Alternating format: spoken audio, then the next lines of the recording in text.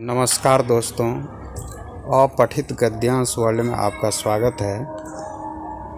आइए हम यहाँ पर एक गद्यांश के माध्यम से गद्यांश को पढ़ने का सही तरीका आपको हम बतलाते हैं कि गद्यांश को हमें कैसे पढ़ना चाहिए और पढ़ते हुए किस प्रकार इसे हमें समझते भी जाना है और फिर वापस इस गद्यांश से संबंधित जो भी प्रश्न है उसका उत्तर भी किस प्रकार हम सही दे पाएँ।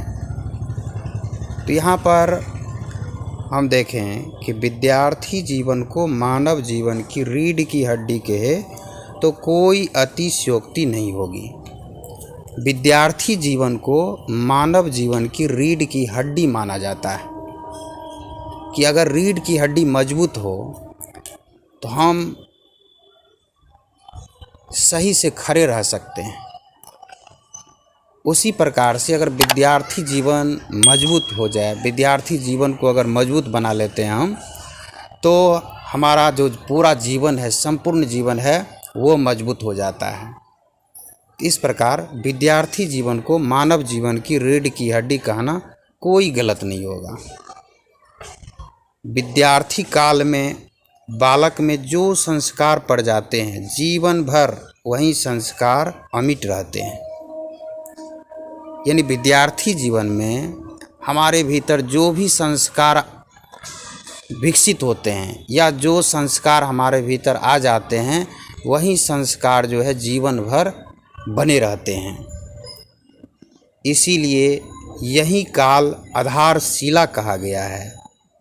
इसी काल को यानी विद्यार्थी जीवन का जो समय है, इसी समय को आधारशिला कहा गया है। ये हमारे जीवन का आधारशिला है, यानी आधार की पत्थर, आधार के शिला यानी कि आधार बनाने की नींव है। ये विद्यार्थी जीवन मानव जीवन के संपूर्ण, मानव जीवन जो इस पर खड़ा होगा, हमारा जीवन, हमारा भविष्य जो बनेगा, उस तम भविष्य की जो मंजिल खड़ी होगी, उस मंजिल का आधार विद्यार्थी जीवन है।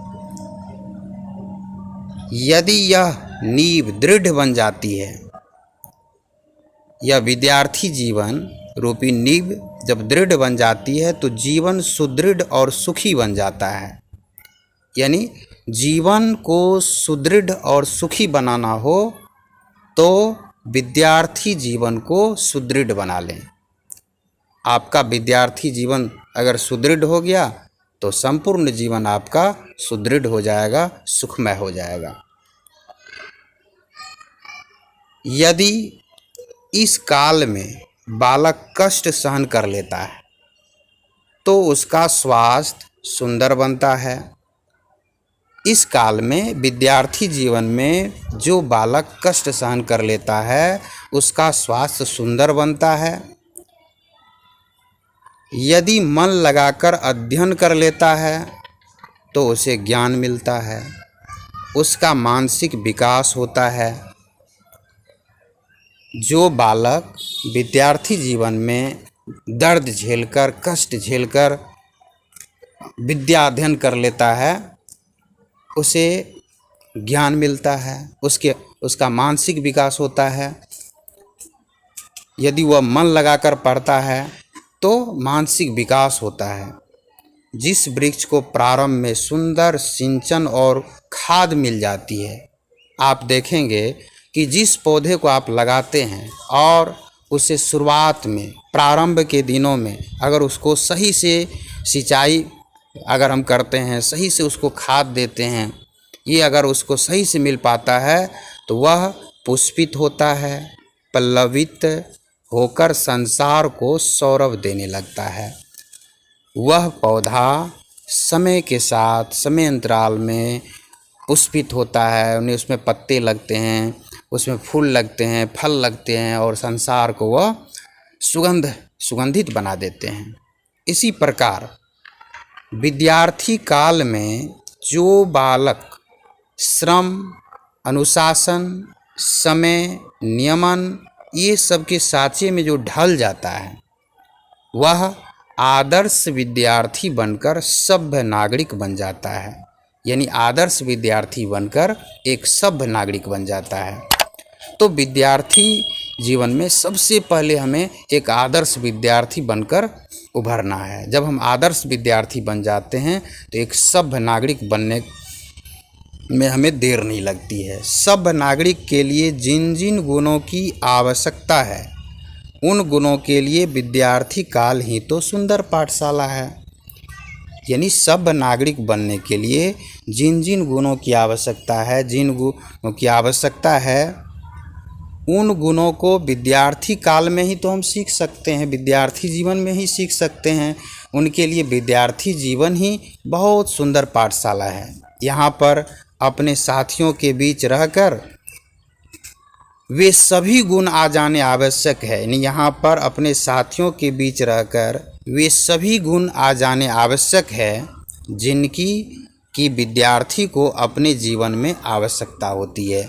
यानी जिन गुणों की आवश्यकता हमें संपूर्ण जीवन में होती है, पूरे मानव जीवन में होती है, वे सभी गुण हम विद्यार्थी जीवन में ही सीखते हैं।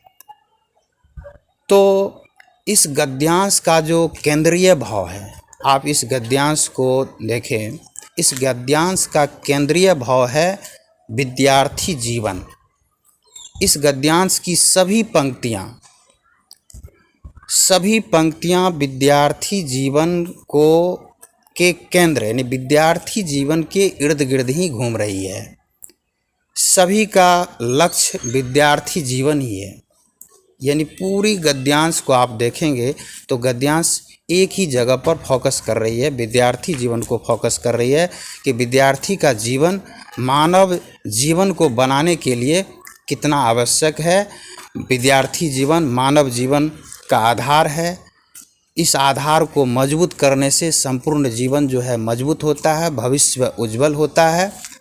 तो इस प्रकार से इस गद्यांश का अगर हमें शीर्षक देना हो, इसके प्रश्न का उत्तर देना हो, अगर गद्यांश में लेखक का केंद्रीय भाव हमें अगर समझ आ जाए कि केंद्रीय भाव क्या है, इस गद्यांश के माध्यम से लेखक क्या संदेश दे रहे हैं, क्या समझाना चाह रहे हैं, तो शायद ऐसा कोई प्रश्न इससे संबंधित नहीं होगा जिसका सही हम उत्तर नहीं दे सकते हैं। आइए इसके प्रश्न पर भी थोड़ा ध्यान देते हैं।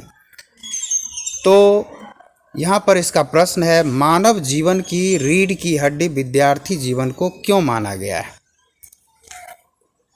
मानव जीवन की रीढ़ की हड्डी विद्यार्थी जीवन को क्यों माना गया है? तो आइए इसके ऑप्शन को देखते हैं। तो इसके ऑप्शन को आप देखेंगे तो पहला ऑप्शन है कि पूरा जीवन विद्यार्थी जीवन पर चलता है। दूसरा ऑप्शन है क्योंकि जो संस्कार पड़ जाते हैं जीवन भर वही संस्कार अमिट रहते हैं। तीसरा है विद्यार्थी जीवन सुखी जीवन है। और चौथा ऑप्शन है विद्यार्थी का जीवन स्वस्थ जीवन है। अब देखिए कि जो हमारा यहाँ प्रश्न है कि मानव जीवन की रीढ़ की हड्डी विद्यार्थी जीवन को क्यों माना गया है, तो आप इस गद्यांश पर चलेंगे। ऐसे तो इसका पहला ऑप्शन जो पूरा जीवन विद्यार्थी जीवन पर चलता है, विद्यार्थी जीवन सुखी जीवन है, विद्यार्थी का जीवन स्वस्थ जीवन है। लेकिन इस गद्यांश पर आएंगे तो गद्यांश में इसका सटीक आंसर है क्योंकि जो संस्कार पड़ जाते हैं जीवन भर वही संस्कार अमिट रहते हैं। आप इसके सही आंसर को आप इस वीडियो के कमेंट बॉक्स में भी लिख सकते हैं। दूसरा प्रश्न देखें हम कि इनमें से कौन सा अनुशासन का पर्यायवाची नहीं है? ध्यान रखेंगे यहाँ पर नहीं है पूछा जा रहा है कि इनमें से कौन सा अनुशासन का पर्यायवाची नहीं है, जिसमें पहला है नियम, दूसरा आदेश, तीसरा अवहेलना, चौथा है आज्ञा। तो अनुशासन देखिए, नियम अनुशासन से संबंधित है, आज्ञा भी अनुशासन से ही संबंध रखता है और आदेश अनुशासन से संबंध रखता है। लेकिन यहाँ पर अवहेलना अनुशासन से संबंध नहीं रखता है, इसलिए इसका सही आंसर होगा अवहेलना। ये तीसरा है कि जिस वृक्ष को प्रारंभ से खाद मिल जाती है वह कैसा हो जाता है। जिस वृक्ष को प्रारंभ से खाद मिल जाती है वह कैसा हो जाता है। पहला है फल देने वाला, दूसरा है फल देने वाला, तीसरा है सौरभ बिखराने वाला और चौथा है फूल फल सौरभ देने वाला। इस गद्यांश के आधार पर इसका सही आंसर है फूल फल और सौरभ देने वाला। आइए अगला क्वेश्चन है आदर्श विद्यार्थी से क्या तात्पर्य है। आदर्श विद्यार्थी से क्या तात्पर्य है, तो जो परिश्रमी हो, दूसरा है जो अनुशासित हो, तीसरा है जो समय के अनुरूप चल सके, डी चौथा है उपरोक्त सभी। ये सभी गुण एक विद्यार्थी में होना आवश्यक है और ये गद्यांश इसको बतला रहे हैं, इसलिए इसका सही आंसर होगा उपरोक्त सभी। आखिरी क्वेश्चन है कि इस गद्यांश के लिए उपयुक्त शीर्षक हैं।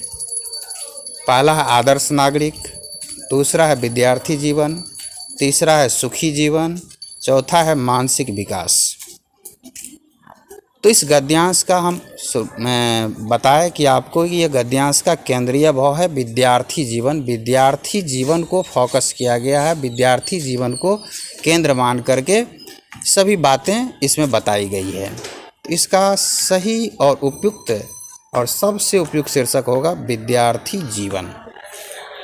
तो दोस्तों इस प्रकार से हम गद्यांश को पढ़ेंगे और गद्यांश से संबंधित प्रश्नों के उत्तर को सही सही दे सकते हैं। यदि आपको हमारा यह वीडियो अच्छा लगा हो तो इस वीडियो को लाइक कर लें और इस चैनल को सब्सक्राइब कर लें। धन्यवाद।